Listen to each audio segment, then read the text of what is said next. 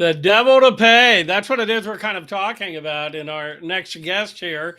From NetScout, we have Richard Hummel. He's the threat intelligence lead. By the way, NetScout bills itself as the guardians of the connected world.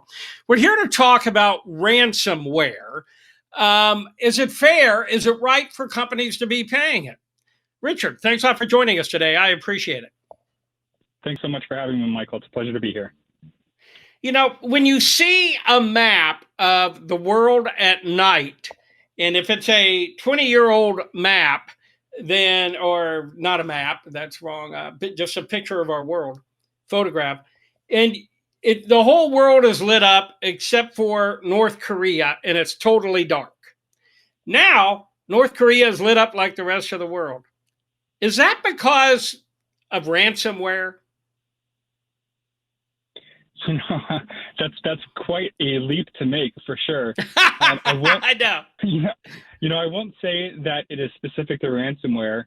Is the question, does North Korea get involved in cyber warfare? And the answer is absolutely yes. Is it just nation state advanced sophistication and stuff that's targeting, foreign governments? Absolutely not. We know North Korea has been involved in cyber criminal activity, and whether that's ransomware or DDoS attacks or what have you.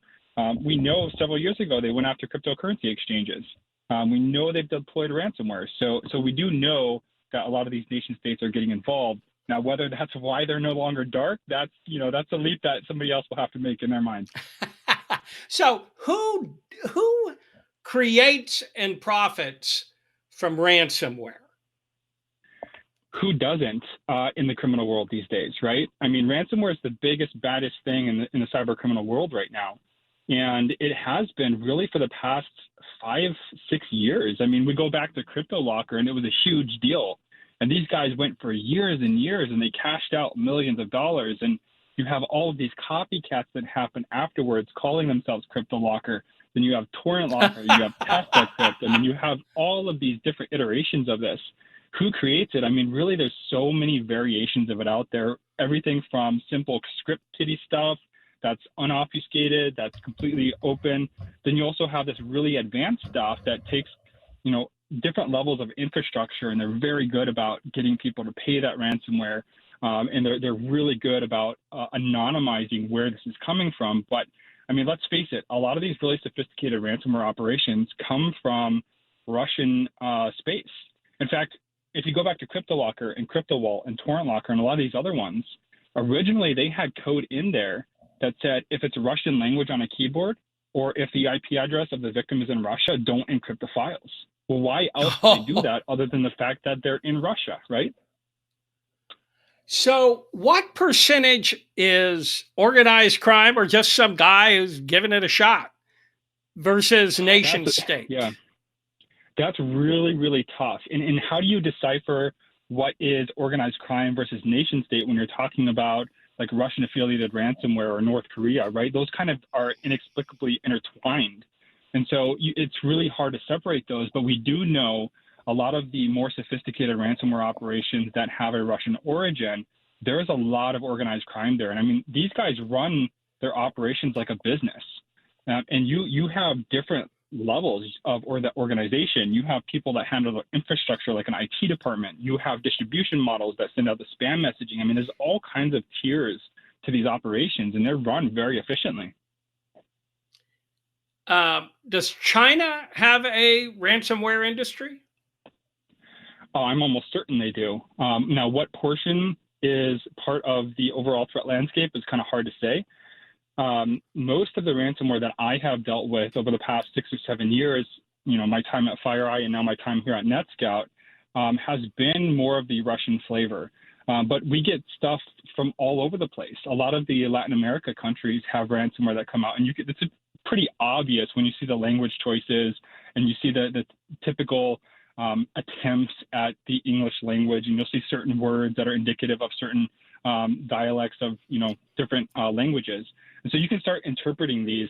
And in the 6 or 7 years that I've been tracking ransomware, I think I've maybe run across 1 or 2 different ransomware families that look like they had China origins. So I don't think that they are a huge, heavy player in this space, but they definitely do participate. Is there any more mom and pop operations left? Is it just some guy out there hacking in and giving it a shot, or is that gone?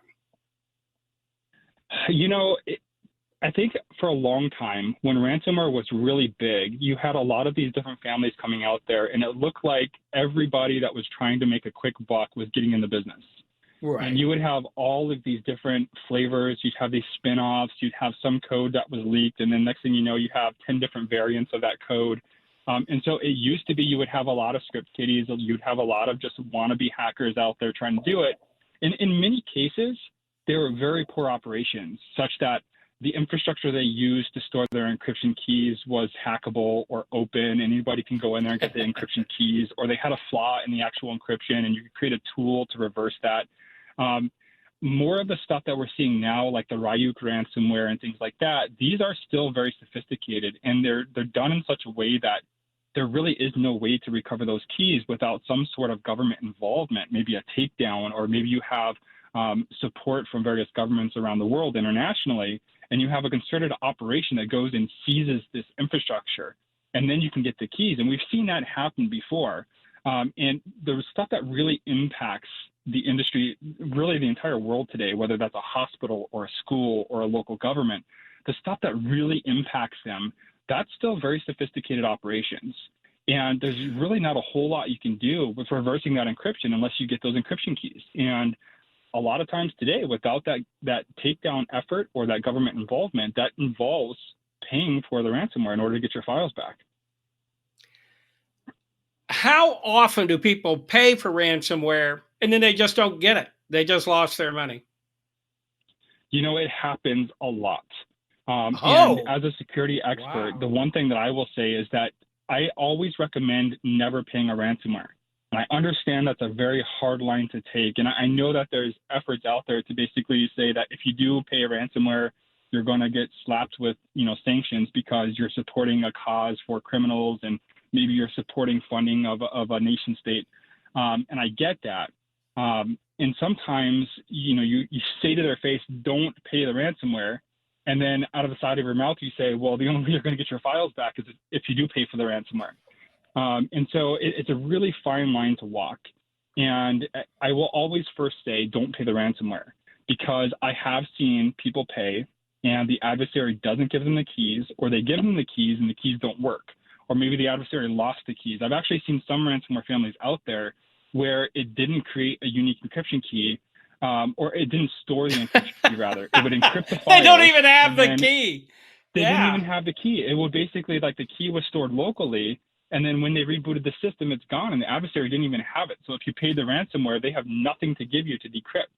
And worse than that, they're already in your system. So let's just say they give you the decryption key. Well, they're still in your system. If they have a backdoor somewhere else, they could come back later. And so it's one of those really hard lines that I say don't pay.